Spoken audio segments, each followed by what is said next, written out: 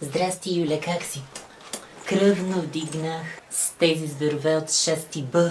До сега съм ги изпитвала.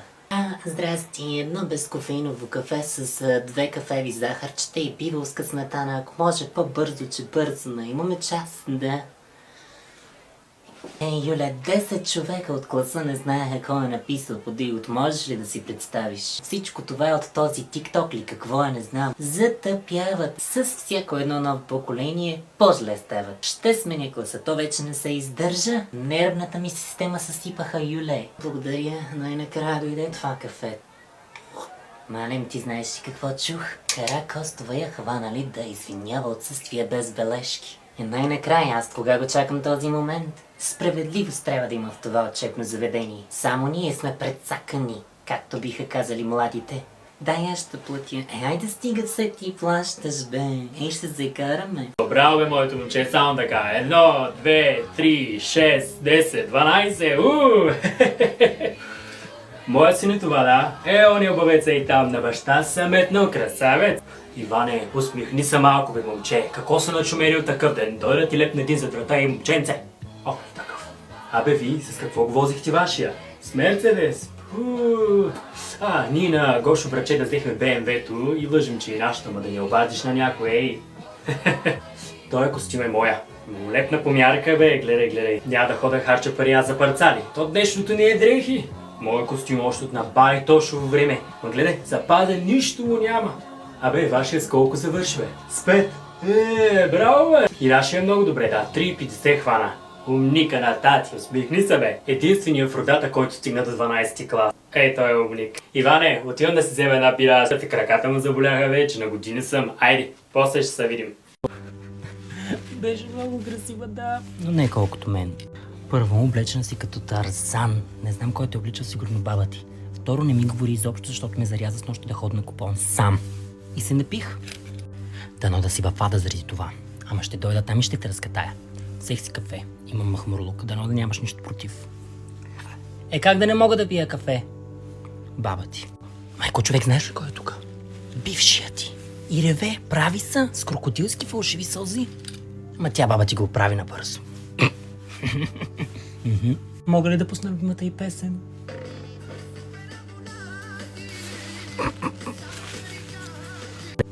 Я да я на снимка, бе. Чакай, мога ли да легна до тебе, бе? Мале, то е много удобно, бе. Отде го взе това? Как така не мога да лежа до нея?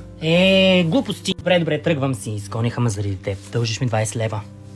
Добро утро на всички. Аз съм професор доктор Милен Колев, преподавател по TikTok инфлуенсърство и тази година ще бъдем заедно.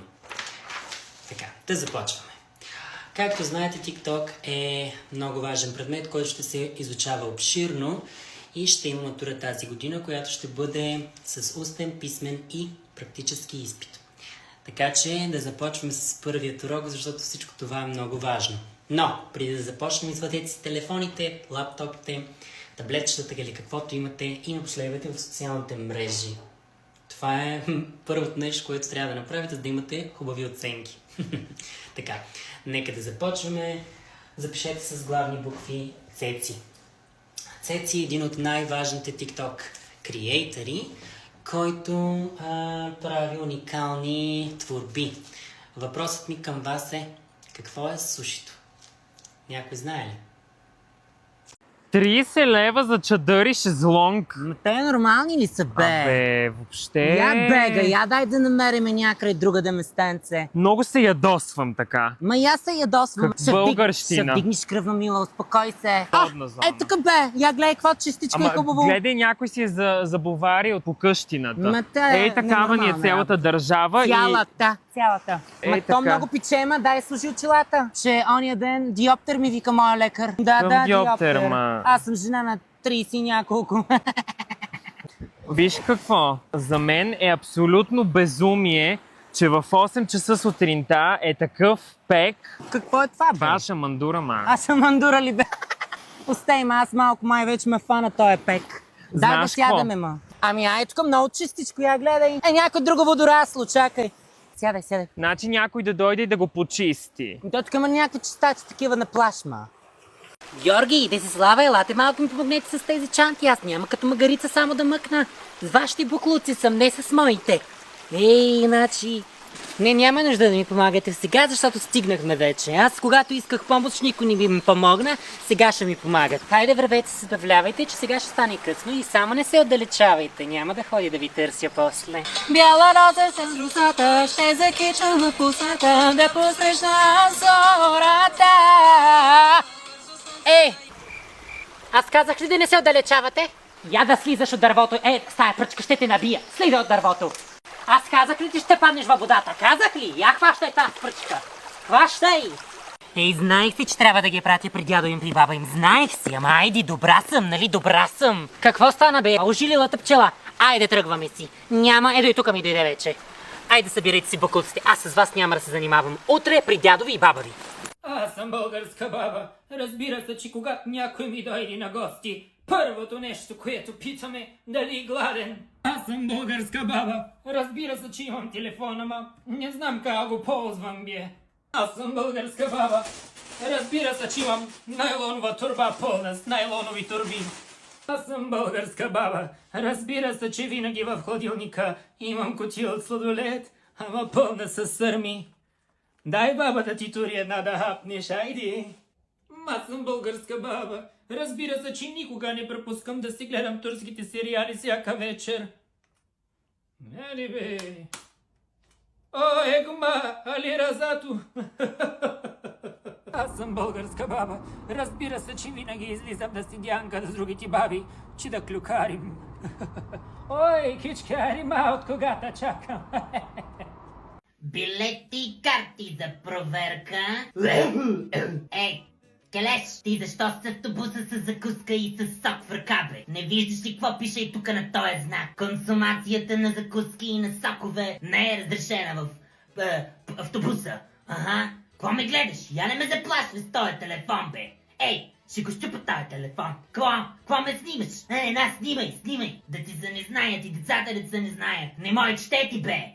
Значи как не ви срам, бе. Сега ще изхвърля от автобуса като мръсно коти. Ага. Ще се обадя в полицията. Ма на кого ще звъниш, бе? На кого ще звъниш? Ако ще звъни на арменския папич, не ми е. Ще ви кача в Не интернет. ме заплашвай, бе. Тази кондукторка е луда. Я го сваляй, бе! Петре, я го сваляй от този автобус, бе! Няма се занимавам аз с келеши, я слизай от тука, бе! Слизай! Тежко ми е на душата, Васко. Тежко се живее тука, братко. Така ми иде да зарежа всичко.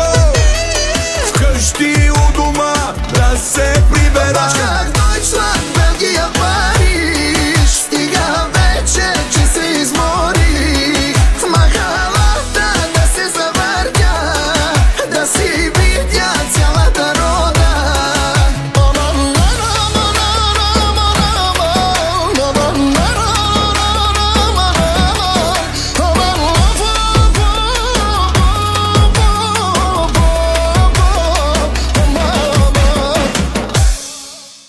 Мама, честити мен ден. Веднагически ставай, Георги. Гости ще имаме. Агнето ще вадим от пеща. Няма да ми спиш цял ден на този светъл празник. Ще те увърша като Гергьовденско агне, аз ти казвам. До 5 минути си станал или ще те пратя при Свети Георги. Да му правиш компания. Наглост. Мале, маснежи, здравейте, бе, сядайте. Ванчере, ти е жив и здрав именника. Снъж, благодаря ти. Айде на здраве за всички именници, да сте живи, здрави, прави и корави. Георги, кой ти каза да започваш да ядеш от агнето без разрешение? Говедо такова!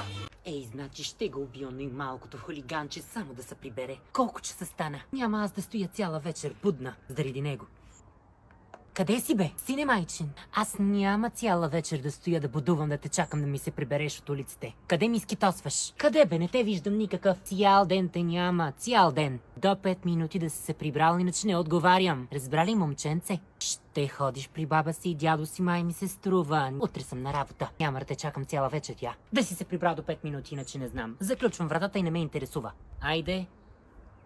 Цяла вечер ще ми скитосва. Къща си няма. Коледа любов и за много